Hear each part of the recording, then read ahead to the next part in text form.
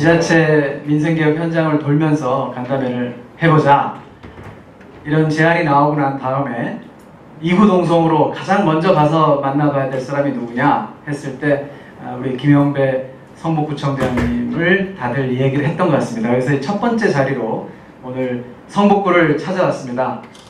지금부터 6월 민주포럼 그리고 성북구가 함께하는 지자체 민생개혁 현장을 가다 간담회를 시작하도록 하겠습니다. 성북구에 석관동에 가면 두산아파트라는 데가 있는데요. 여기가 이전에는 이 아파트 주민들 간의 고소고발이 너무너무 많아가지고 아주 진짜 아파트 중에 제일 골치 아픈 아파트의 대표적 사례였습니다. 새로 입주자 대표자들이 이제 젊은 사람들이 등장을 하게 되면서 그걸 엎으면서 이제 여러 가지 운동을 하게 되는데 그 중에 절전소라는 걸 하게 됩니다.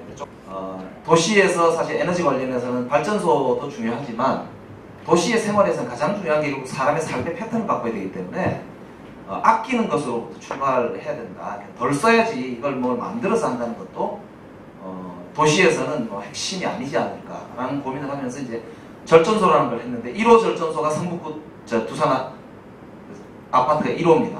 아파트 전체가 절전소 개념인 거죠.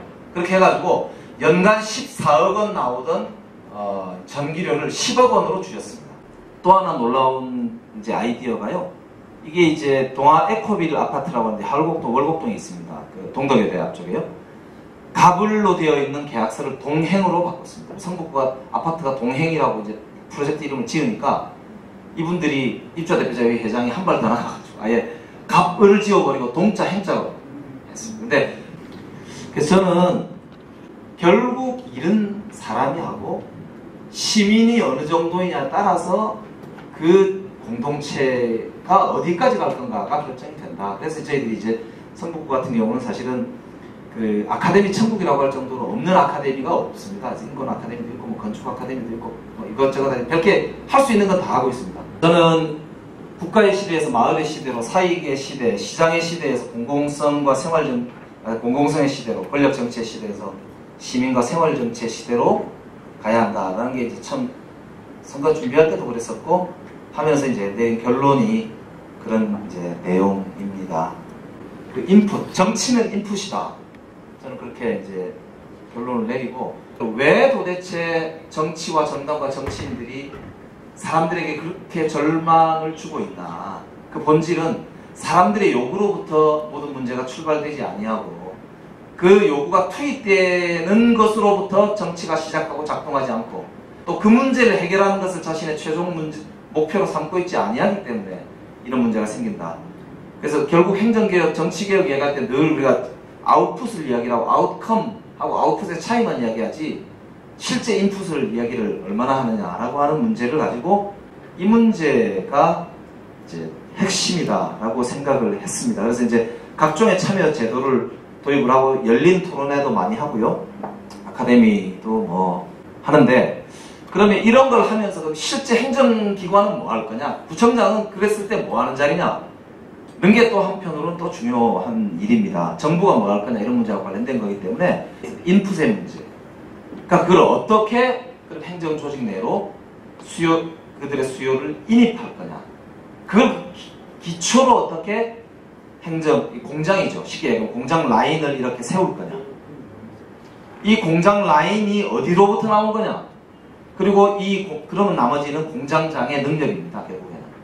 그래서 정치와 정당이 해야 될 일은 바로 여기에 있는 이걸 이제 운용하고 하는 게 이제 소위 능력 있는 민주정부가 해야 될 일이 아닐까 그런 생각을 하면서요. 마지막으로 제가 이제 민선 6기에 들어와서 이걸 전체적으로 정리를 해서 사용하고 있는 용어가 마을민주주의라고 하는 용어입니다.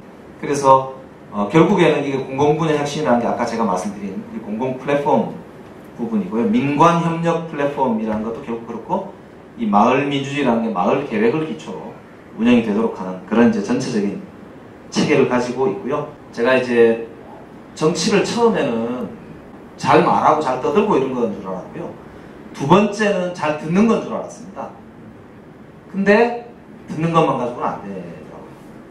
결국 아까 이제 인풋을 받아들이는 거는 아웃컴을 하기 위해서 받아들이는 그렇지 않습니까? 그럼 결국 남는 건 뭐냐면 잘 듣고 들은 만큼 사실은 잘 해야 된다고 생각을 합니다. 그렇기 때문에 결국에는 남는 과제는 그거를 할 수 있는 게 개인이 아니고 세력이 필요하고 결국 관료 조직을 움직이고 전체 사회를 바꿔야 되기 때문에 그게 지속 가능성을 담보하기 위해서는 결국 정치 세력이 필요하고 그 정치 세력을 이끌어갈 담론이 필요하고 결국 이제 정신이 필요하다고 생각이 되고 좌표가 필요하다고 생각이 됩니다. 근데 여전히 자치구의 한계 부분은 정당 문제가 해결이 안 됩니다. 그래서 그게 가장 큰 고민 중에 하나이고요. 여전히 우리가 안고 있는 숙제인 것 같기도 합니다. 또 한편으로는 아까 말씀드린 대로 이런 여러 가지 일들에도 불구하고 이것이 결국 지속 가능성을 담보하기 위해서는 생각의 속도도 중요하지만 생각의 방향이 저는 더 중요하다고 생각하기 때문에 결국 그 좌표와 그 이념, 노선, 철학을 이제 담지할 수 있는 세력과 그 이제 코어 그런 면에서 보면 여기 계신 선배님들이 저는 지금도 계신 게 저는 우리가 나아갈 길에 이후 대한민국 새로운 70년에 가장 중요한 시작점이고 또 한편으로는 결실이고 그렇다고 생각을 하고 있습니다. 함께 모시고 이렇게 말씀 나누게 돼서 진심으로 영광스럽게 생각하고요. 더 열심히 일하겠습니다. 감사합니다.